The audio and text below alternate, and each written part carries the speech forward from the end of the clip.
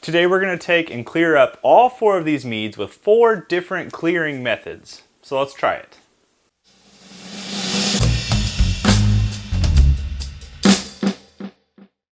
In the world of beer, mead, wine, cider, we do have to consider how to clear your brew. In this case, I have 4 meads in front of me. Now they came from the exact same batch essentially. This is an apple mead that I had made, and it is very clear, not very clear. It is very murky, very not clear. So I want to try and clear it up, but I wanted to do a test with this. So today we're testing 4 different clearing methods, and I'll go ahead and run through them. There are a couple different powders. This is a sparkloid powder, so it is a clearing method, something you can buy at your homebrew store. This is dual fine, which is also another clearing method. It is chitosan and kisasol, which is something that we use a lot in winemaking. Then I'm also using dual smooth. This specifically is glycerin and liquid oak extract. All right, quick disclaimer, dual smooth, not for clearing things up. I goofed.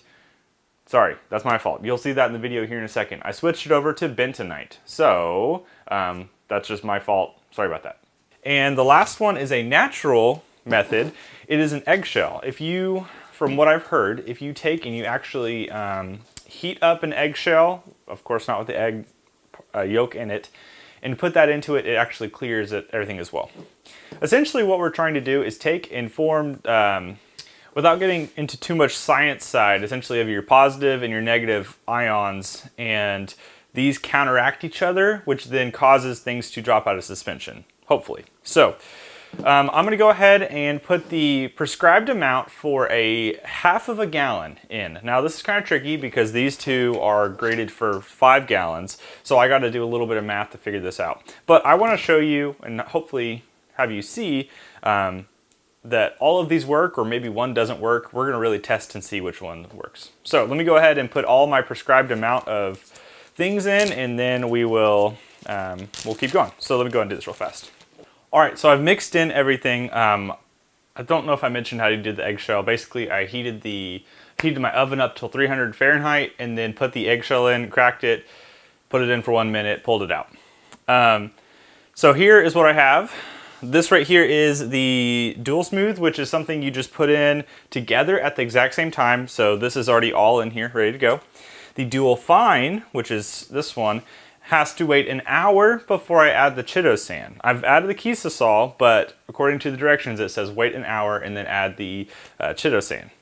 This right here is the eggshell version, so the eggshell is down there at the bottom. I put it in there. And this is the sparkloid. The sparkloid I had to boil in water for 5 minutes before I could add it. So I went ahead and did that. So that's done. I will give you periodic updates on how this is clearing up. I will go ahead and note that this is an apple mead, meaning it's high in pectin, and that shouldn't be a factor, shouldn't take away any clarity issues with these. Hopefully these clearing agents will blow through that. I'll give you some updates on how quickly they are clearing up, and we'll see which one, quote, is better in the long run. So about 24 hours in, we look like this. That dual fine just really blew through everything. You can see all of the pectin, just everything at the bottom. The eggshell's not really doing anything currently. Sparkloid is still kind of chilling. Don't really know why that one's not activated. I've heard good things about that. And the dual smooth has not really done anything yet. But I have heard that the eggshell takes some time. So we're gonna give this some more time and see what happens. All right, looking at this, we are now about 48 hours in. The dual fine is completely clear. You can see that bad boy dropped everything out. The dual smooth is not doing as hot. It's not really doing much. The sparkloid also is not doing much. I think it's maybe cleared up a tiny bit. The eggshell has started to break apart more. You can see it there at the bottom, and it's starting to float up to the top.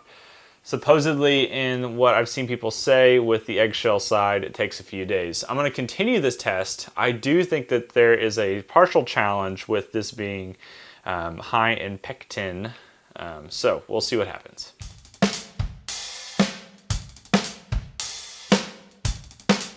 All right, here's an update. Sparkloid, it's still not doing much. It's gotten maybe a little more clear, slightly, but not very clear. The dual fine is very clear, as you can see. The eggshell, last I saw it, it was floating at the top. It had some weird, looked like a monster inside of this thing. So it's not really doing much, not really taking anything away. The bentonite, what we fixed, is also pretty clear. It and the dual fine are probably the same in my opinion. So this is roughly about 5 days into the experiment. I mean, this is a scene out of a horror movie. That's the eggshell. This is kind of creepy. We are 10 days into this clarity kind of test, and this is what we have so far. I think I'm about to cut the experiment because you can see, starting here, I've tried to do them from, I think, most clear to least clear currently. The dual fine, which was the one that moved the fastest, probably the most clear. Then we have the bentonite, which is the one that originally was the dual smooth that I had goofed on. That's my fault. Bentonite blew through this pretty quickly. It took probably 3 days for it to be this clear. But you can tell, I'll move out of the way, you can tell it's not quite as clear. Like, just you can't see my hand. I mean, that's a good enough test right there. That's my hand.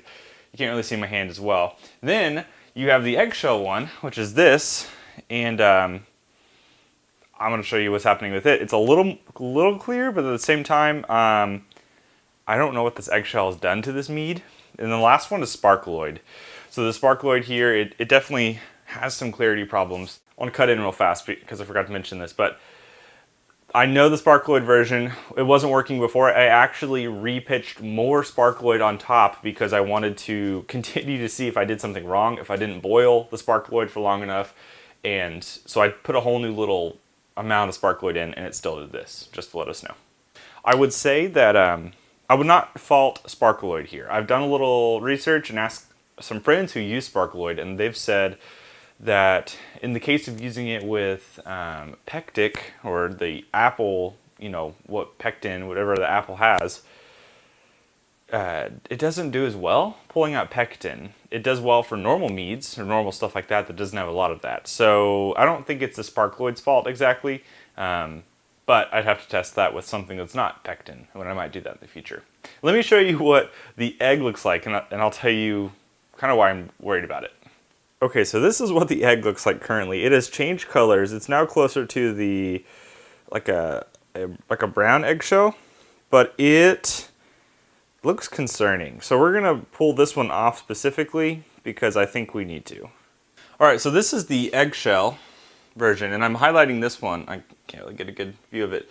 I'm highlighting this one because the it made the most, not necessarily sediment, but obviously the eggshell took up a lot of space. I would not completely trust this method. I do wonder if the eggshell imparted any flavor, which I'm gonna taste test. I'm gonna finish racking these over. I'm actually gonna move them all over, and then we're gonna do a quick taste test to see if there's any flavor difference between these.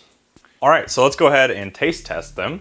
I'm gonna go most clear to least clear, and that means that we're starting with the dual fine, which is this right here. I wish I had kept a small sample of the original so that I could have taste tested the difference between it start to end, but I think I remember decently well enough. So one thing, dropping the pectin out of this changes the mouthfeel. The mouthfeel of this thing is less viscous, doesn't have as much tannic value that you get a little bit from apples, and this thing's pretty smooth right now.